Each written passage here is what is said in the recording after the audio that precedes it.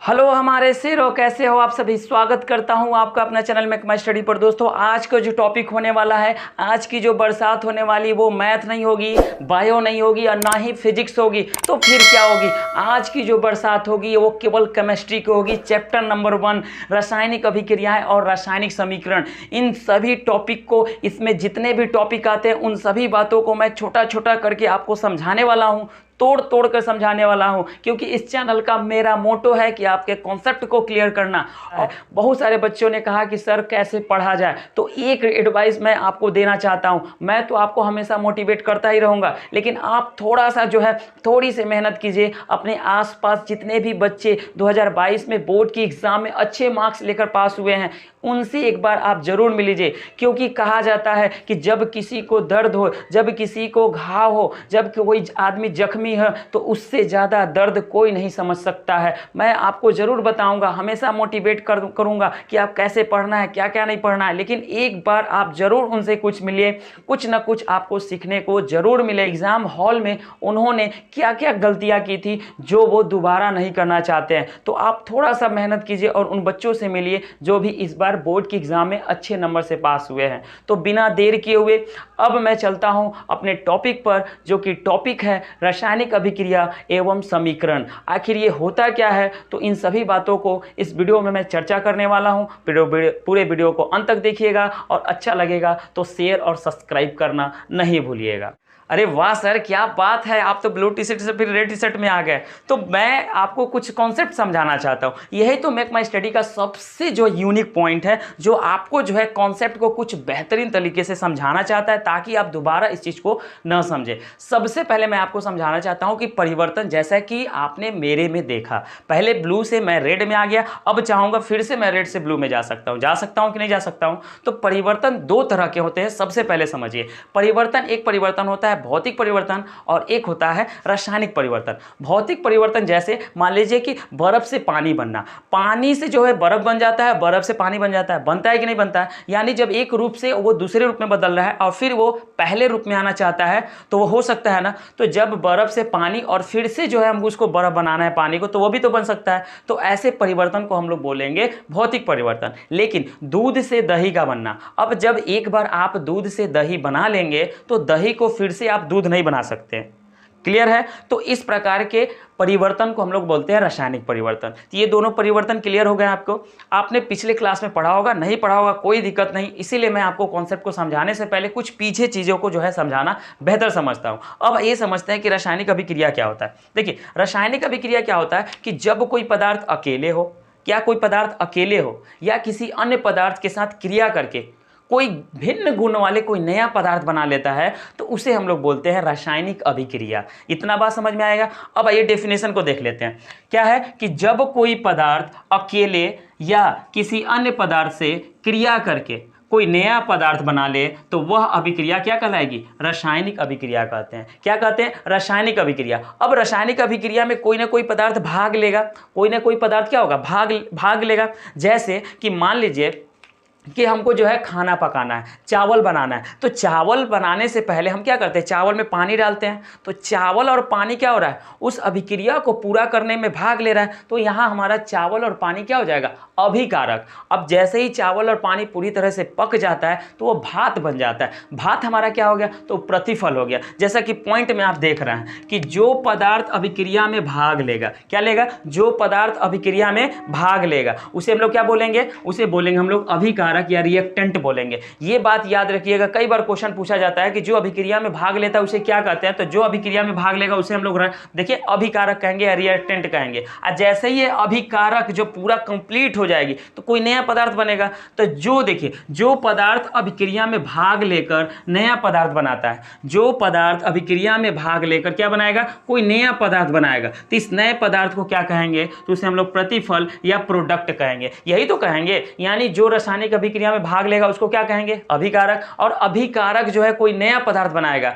कोई नया पदार्थ को हम लोग बोलते हैं प्रतिफल या प्रोडक्ट कह सकते हैं। जैसे एग्जांपल में समझिए, मैंने यहां पर हाइड्रोजन को क्लोरीन से क्रिया करवाया, तो ये दोनों देखिए अभिक्रिया में क्या हो रहा है, भाग ले रहा है, ये दोनों मिल रहा है तभी तो ये प्रोडक्ट बन रहा है। तो जो अभिक्रिया में भाग लेगा उसे अभिकारक, और जो नया पदार्थ बनेगा, जैसे यहाँ पे देख रहे हैं कि HCl क्या है, एक प्रकार का हाइड्रोक्लोरिक अम्ल है, ये क्या हुआ, हमारा नया पदार्थ है, तो इस नए पदार्थ को हम लोग प्रतिफल कहेंगे। तो अभिकारक और प्रतिफल आपको समझ में आ गया, समझ में आ गया, नहीं समझ में आ गया। अब इसी में देखिए आगे हमको समझना है कि रासायनिक अभिक्रिया की पहचान। अगर कोई आपसे क्वेश्चन कर दे कि कैसे जानेंगे कि यहाँ पर जो है रासायनिक अभिक्रिया होनी है, तो कुछ पॉइंट को आप याद कर लीजिए, और उसको जब भी आप कहीं पर देखेंगे परिवर्तन हो रहा है और इस चीज में पॉइंट में से कोई भी एक चीज उसके में अगर परिवर्तन हो रहा है, तो आप वहां पर कह सकते हैं कि यहाँ पर जो है केमिकल रिएक्शन हो रहा है। कैसे, देखिए जब भी कोई रासायनिक अभिक्रिया होता है तो सबसे पहले गैस का निर्माण होता है। जैसे मान लीजिए कि हम अपना भोजन का क्या करते हैं, भोजन करते हैं तो शरीर के अंदर जाके उसका पाचन होता है, तो जब पाचन होता है उसी दरमियान हमारा क्या होगा, कार्बन डाइऑक्साइड का निर्माण होता है।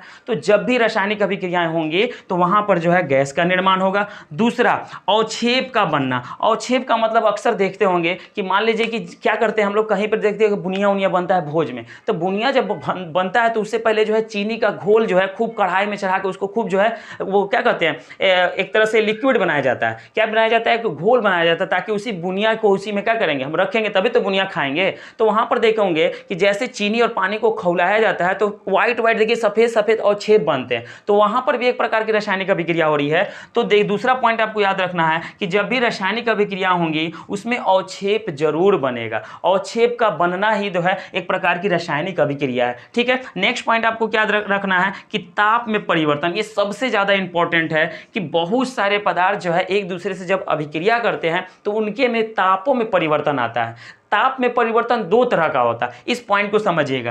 ताप में परिवर्तन कितने प्रकार का होता है, दो तरह का। वो ताप में परिवर्तन पहला होगा ऊष्माशोषी और दूसरा होगा हमारा ऊष्माक्षेपी। अब ये ऊष्माशोषी और ऊष्माक्षेपी क्या होता है, ये सबसे ज्यादा एग्जाम में पूछने वाले ये टॉपिक है। सबसे पहले समझिए कि ऊष्माशोषी क्या होता है। कि देखिए जब कोई पदार्थ अभिक्रिया करता है तो कुछ पदार्थ ऐसा होता है जो ऊष्मा को अवशोषित करता है, क्या करता है, ऊष्मा को खींचता है, ऊष्मा को क्या करता है, खींचता है। तो जो पदार्थ अभिक्रिया के दौरान ऊष्मा को खींचेगा वो क्या कहलाएगा, ऊष्माशोषी अभिक्रिया कहलाएगा। जैसे जैसे बर्फ से पानी बनना, देखिए बर्फ जो है जैसे जैसे जैसे जैसे जैसे वो पानी के रूप में बदल जाता है उसकी ऊष्मा धीरे धीरे धीरे धीरे कम होती जाती है, होती कि नहीं होती है। तो इस प्रकार की अभिक्रिया को हम लोग कहेंगे ऊष्माशोषी अभिक्रिया, यानी वो पदार्थ कैसा है, ऊष्माशोषी है। उसी दरमियान एक होता है हमारा ऊष्माक्षेपी। ऊष्माक्षेपी अभिक्रिया क्या होता है, जब कोई अभिक्रिया एक साथ काम कर रहा हो तो उस अभिक्रिया के दरमियान कुछ पदार्थ ऐसे होते हैं जो ऊष्मा को निकालते हैं कि ले जाओ ले जाओ ले जाओ ले जाओ, ऐसे करते हैं। जैसे एग्जांपल में समझिए कि चूने का घोल। अक्सर आपके घर में जब पोतैया होता होगा तो चूना को क्या करते हैं, हम जब पानी में डुबाते हैं तो देखते हैं कि खूब ज्यादा मात्रा में खौलने लगता है। तो वो खौलेगा तो क्या हो रहा है, ऊष्मा को निकाल रहा है। अगर आप उसमें हाथ डालेंगे तो आपका पूरा हाथ जो है कहीं ना कहीं बहुत सारी दिक्कतों का सामना करना पड़ेगा। तो चूने का घोल क्या कर रहा है, ऊष्मा को निकाल रहा है। चूने का घोल क्या कर रहा है, ऊष्मा को निकाल रहा है। तो इस प्रकार की अभिक्रिया को बोलेंगे हम लोग ऊष्माक्षेपी अभिक्रिया। ऊष्माशोषी जो अभिक्रिया को अवशोषित करेगा, ऊष्माक्षेपी जो अभिक्रिया को निकालेगा, जैसे चूने का घोल। तो ये दोनों ताप आपको समझ में आए। यानी जब भी रासायनिक अभिक्रियाएं होंगी तो पदार्थों में जो होगा वो ताप में परिवर्तन होगा। तो कुछ पदार्थ ऊष्माशोषी होंगी और कुछ पदार्थ ऊष्माक्षेपी होंगी। ये बात समझ में आएगा। और देखिए रासायनिक अभिक्रिया पहचानने का तरीका, आप देखते होंगे कि रंग में परिवर्तन होता है। जैसे ही दूध से दही बन जाता है, देखते होंगे दूध का कलर कुछ और रहता है और दही का कलर कुछ और रहता है। तो यहाँ पर क्या हो रहा है, रासायनिक अभिक्रिया हो रही है। तो रासायनिक अभिक्रिया में एक और आपको परिवर्तन याद करने की जरूरत है, वो है हमारा रंग में परिवर्तन होना जरूरी है। ठीक है। दूसरा, अवस्था में परिवर्तन होता है। अगर आप देखते होंगे होली में जो है 10 लीटर जो है मम्मी क्या करती हैं, दूध लेके आती हैं और दही जो है मात्र बनता है कितना लीटर, 5 केजी 6 केजी। क्यों, क्योंकि जब उसको मैंने खूब ढेर मात्रा में जब खौलाने लगा तो कुछ चीजें तो है वाष्पित बनकर उड़ने लगी और जो चीजें बन गई वही आपका जो है दही का मटेरियल क्या होता होता है, बनता है, तो कहीं ना कहीं जैसे ही रासायनिक अभिक्रिया होती हैं उनकी अवस्था में भी परिवर्तन होते हैं। तो ये पॉइंट आपको जो है, पांचों पॉइंट आपको याद करने होंगे। अगर आपसे कोई पूछेगा कि रासायनिक अभिक्रिया की पहचान क्या है, कैसे जानेंगे कि यहाँ पे रासायनिक अभिक्रिया हो रही है, तो इस पांचों पॉइंट में जो भी आपको पॉइंट दिख जाएगा वो समझिएगा एक प्रकार का रासायनिक अभिक्रिया है। तो इस तरह से जो है रासायनिक अभिक्रिया को मैंने जो भी इंपॉर्टेंट पॉइंट आपके सामने रखने का प्रयास किया हूं। उम्मीद करूंगा कि आपको जो है बहुत ही बेहतरीन तरीके से ये कॉन्सेप्ट समझ में आया होगा। अब आइए समझते हैं कि रासायनिक समीकरण क्या होता है, रासायनिक समीकरण कितने प्रकार के होते हैं, बहुत ही बारीकी से सीखेंगे। अगर आप मेरे चैनल पर नए हैं तो अच्छा लगा होगा तो जरूर शेयर और सब्सक्राइब जरूर कीजिएगा। तो आइए अब समझते हैं कि रासायनिक समीकरण होता क्या है।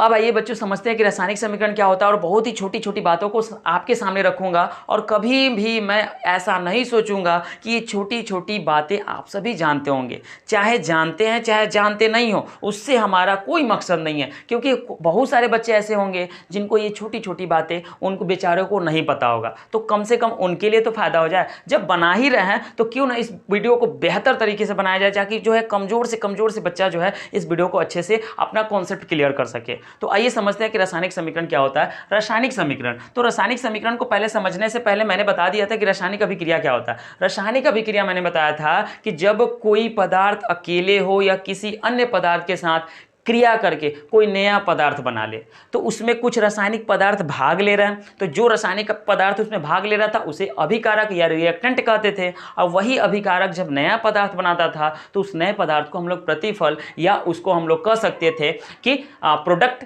यही तो कहते थे। तो जो अभिक्रिया में भाग लेगा उन पदार्थों को जब आप शॉर्टकट तरीके से यानी संकेत के माध्यम से या सूत्र के माध्यम से जब आपको उसको लिखेंगे तो वो पूरा जो स्ट्रक्चर जो है आपको क्या कहलाएगा, रासायनिक समीकरण कहलाएगा। तो रासायनिक समीकरण और रासायनिक अभिक्रिया में कोई अंतर नहीं है, बस अंतर यही है कि रासायनिक समीकरण को हम संकेत और सूत्र के माध्यम से लिखते हैं और रासायनिक अभिक्रिया को हम सूत्र और संकेत के माध्यम से नहीं लिखते हैं, यही तो अंतर है। रासायनिक समीकरण किसको कहेंगे, तो जिस पदार्थ रासायनिक अभिक्रिया में भाग ले रहा है उसको हम लोग बोलेंगे रासायनिक अभिक्रिया। अगर वही पदार्थ को संकेत और सूत्र के माध्यम से लिखेंगे तो वही क्या कहलाएगा, रासायनिक समीकरण कहलाएगा। तो आइए अब समझते हैं कुछ परिभाषा, क्योंकि देखिए ये सब परिभाषा मैं आपको चाहता तो ऐसे ही समझा देता, लिखवा भी देता, लेकिन उससे जो है आपको टाइमिंग ज़्यादा लगेगा। और लिखवा दिया तो आप क्या कर सकते हैं, या तो आप लिख सकते हैं तो लिख लेंगे, वरना आप स्क्रीनशॉट लिखकर जो है बाद में भी लिख सकते हैं। पहला हमारा मोटो यही होना चाहिए कि कैसे हम कॉन्सेप्ट को समझे।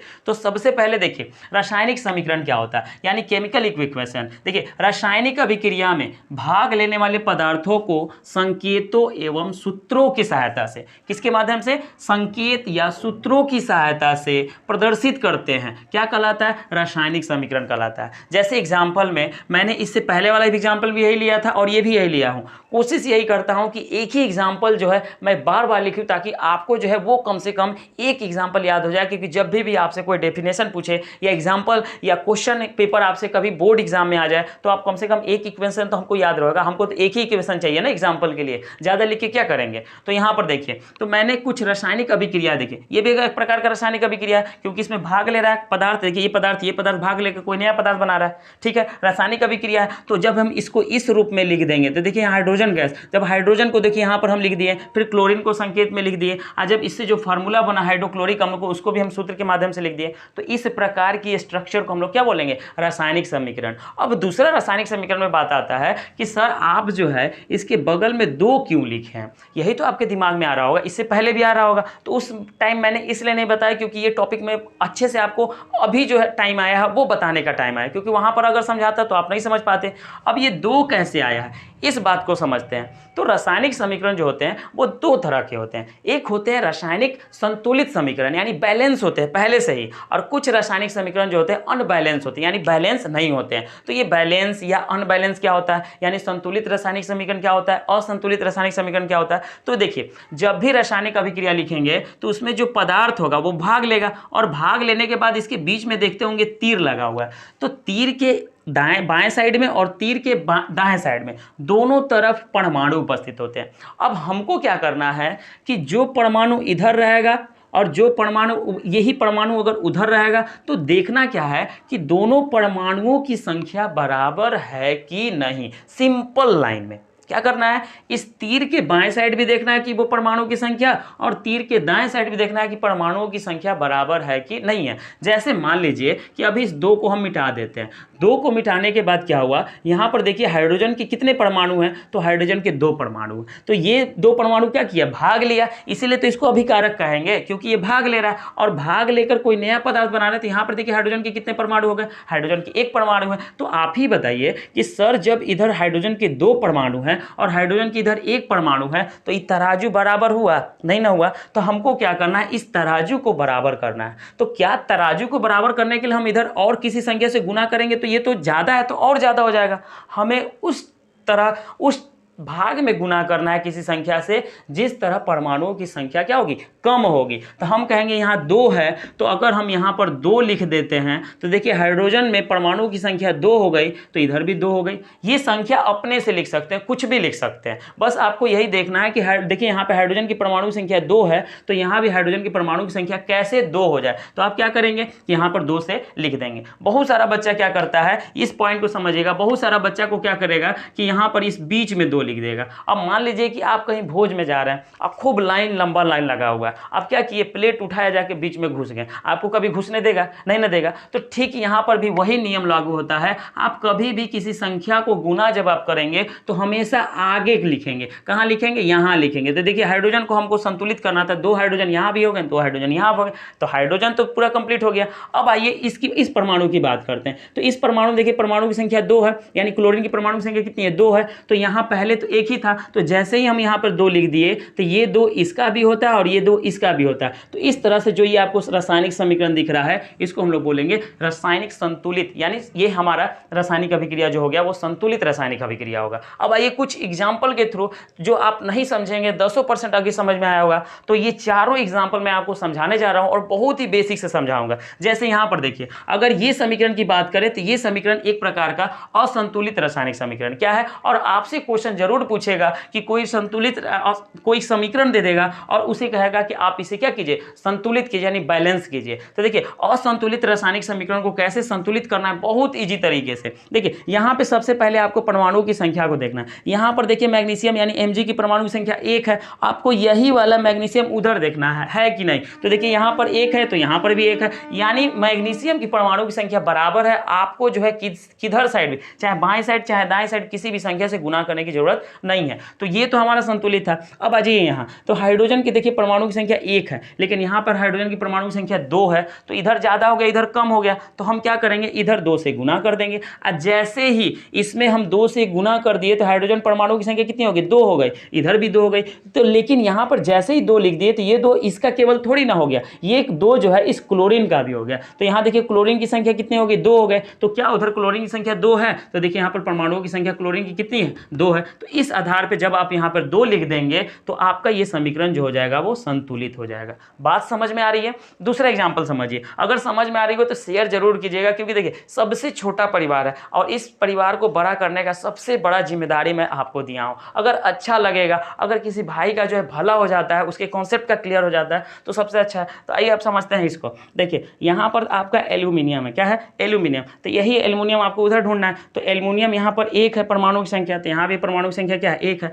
यानी एल्यूमिनियम में हमें कोई प्रॉब्लम नहीं है क्योंकि दोनों तरफ परमाणु की संख्या क्या है, बराबर है। आइए इधर चलते हैं। अब यहाँ देखिए क्लोरीन की संख्या कितनी है, क्लोरीन की परमाणु की संख्या कितनी है, 3 है। उधर देखिए क्लोरीन की परमाणु की संख्या कितना है, तो यहाँ क्लोरीन की परमाणु की संख्या 2 है। अब इधर 3 उधर 2, कभी ऐसा होगा कि मान लीजिए कि हम इसमें क्या करें कि 2 बन जाए, 2 बन जाए तो इधर भी 2 बन जाए। काटना नहीं है हमको, केवल किसी संख्या से क्या करना है, उसके बगल में गुना कर देना ताकि दोनों की परमाणु संख्या क्या हो जाए, बराबर हो जाए। तो अगर आप सोचे होंगे, दिमाग में अगर चल रहा होगा कि यहाँ पे क्लोरीन 2 है 3 है, अगर यहाँ पे हम किसी संख्या से गुना कर दे, मान लीजिए हम आप यहाँ पर लिख दिए। अभी मैंने बताया था कि कभी भी बीच में मत लिखिएगा, जब भी लिखना होगा इधर लिखिए। तो देखिए यहाँ पे क्लोरीन को क्या करेंगे ना, हम किसी संख्या को ऐसा बना देंगे ताकि यहाँ पर भी क्लोरीन की संख्या बराबर हो जाए और यहाँ भी बराबर हो जाए, क्योंकि 3 कभी 2 नहीं बन सकता है और कभी भी 2 कभी 3 नहीं बन सकता है। तो हम यहाँ करेंगे, देखिए वहाँ से 2 से गुना कर देते हैं। तो 2 से गुना करेंगे तो देखिए यहाँ एल्यूमिनियम कितना हो गया, 2 हो गया, और यहाँ पर एल्यूमिनियम कितना हो गया, 1 हो गया तो यहाँ पर भी एल्युमिनियम से क्या करेंगे, गुना कर देंगे, तो दो एल्युमिनियम बराबर हो गया। लेकिन ये क्लोरीन की संख्या यहाँ देखिए 3 था, अब यहाँ पे 2 आ गया, तो 3 दूना यहाँ कितना हो गया, 6 हो गया, यानी क्लोरीन की संख्या अब 6 हो गया, तो उधर भी तो 6 हो, तो देखिए यहाँ पे क्लोरीन कितना है, 2 ही है, तो अब कहेंगे कि यहाँ पे 3 से गुना कर दीजिए, तो क्लोरीन की संख्या बराबर हो गई। लेकिन जैसे ही क्लोरीन की संख्या को बराबर करने के चक्कर में कैल्शियम देखिए क्या हो गया, तो कैल्शियम यहाँ कितना हो गया, 3 हुआ, कैल्शियम 3 हुआ कि नहीं हुआ। तो अब हमको क्या करना है, कैल्शियम को बराबर करना है, तो कैल्शियम यहाँ देखिए 1 है कितना, 1 है ना, तो हमको 3 करना है, तो आप यहाँ कीजिए 3 से गुना कर दीजिए। अब हमारा बच कौन गया है, अब हमारा बच गया है OH, तो OH की परमाणु की संख्या 2 है, तो 3 दूना कितना हो गया 6, और उधर देखिए OH परमाणु की संख्या कितना है, OH परमाणु की संख्या 3 है, लेकिन यहाँ तो बगल में 2 है, तो ये 3 दूना 6, तो इस तरह से ये समीकरण क्या हो गया, संतुलित हो गया। अब बात समझ में आ रही है। दूसरा देखिए, तीसरा देखिए, यहाँ पर Fe देखिए, Fe की संख्या यहाँ पर कितनी है, 1 है, यहाँ पर 3 है, तो यहाँ पर 3, यहाँ पर 1, यहाँ पर 3 से गुना कर दीजिए, तो Fe तो बराबर हो गया। लेकिन अब आइए हाइड्रोजन देखिए, यहाँ पर 2 है, यहाँ भी हाइड्रोजन 2 है, कोई दिक्कत नहीं है। लेकिन ऑक्सीजन यहाँ पर देखिए 1 है और यहाँ पर 4 है, तो हम क्या करेंगे, यहाँ से 4 से गुना कर देंगे। तो जैसे ही ऑक्सीजन को सुधारे, ऑक्सीजन 4 हो गया, ऑक्सीजन 4 हो गया, लेकिन हाइड्रोजन तो बदल गया, हाइड्रोजन कितना हो गया, 4 दूना 8, लेकिन यहाँ पे हाइड्रोजन कितना है, 2 ही है, तो आप क्या कीजिए, यहाँ 4 से गुना कर दीजिए। अब तो समझ में आ रहा होगा, मुझे पूरा विश्वास है आपको समझ में आ रहा होगा। लास्ट देखिए, एल्युमिनियम यहाँ 1 है, यहाँ पर 2 है, कोई दिक्कत नहीं है, यहाँ पे हम 2 से गुना कर देंगे, एल्युमिनियम तो क्लियर हो गया। लेकिन हाइड्रोजन यहाँ पर कितना है, 2 है, हाइड्रोजन यहाँ पर भी 2 है, कोई दिक्कत नहीं है। लेकिन देखिए यहाँ पर SO4 आएगा, जब भी इसको पढ़ेंगे एक साथ पढ़ेंगे, ये SO4 आ गया, SO4 यहाँ पर देखिए 3 है, यानी SO4 की परमाणु संख्या यहाँ 3 है, लेकिन यहाँ पर 1 है, तो इसको क्या करेंगे, 3 कर दीजिए। तो 3 जैसे ही करेंगे, SO4 की परमाणु संख्या 3 हो गई, लेकिन हाइड्रोजन की परमाणु संख्या 6 हो गई, हुआ कि नहीं हुआ, यानी इसको सुधारने के चक्कर में ये गड़बड़ा गया, तो उससे टेंशन लेने की जरूरत नहीं है, एक तो कम से कम सुधर रहा है, एक जैसे ही सुधरेगा दूसरे को आप सुधार दीजिएगा। पहले हाइड्रोजन 2 था तो कोई दिक्कत नहीं था, लेकिन अब हाइड्रोजन इसके चक्कर में कितना हो गया, 6 हो गया, तो यहाँ पर क्या कीजिएगा, हाइड्रोजन को 3 से गुना कर दीजिएगा। इस प्रकार आप रासायनिक समीकरण को संतुलित और असंतुलित कैसे होता है वो सारी बातें आप समझ गए। अब सभी बातों को समझिएगा, फिर मैं नेक्स्ट वीडियो चलाऊंगा, उसमें बहुत ही बेहतरीन तरीके से आपको टॉपिक समझाने वाला, पूरा चैप्टर को बहुत ही बेसिक तरीके से आपको समझाऊंगा।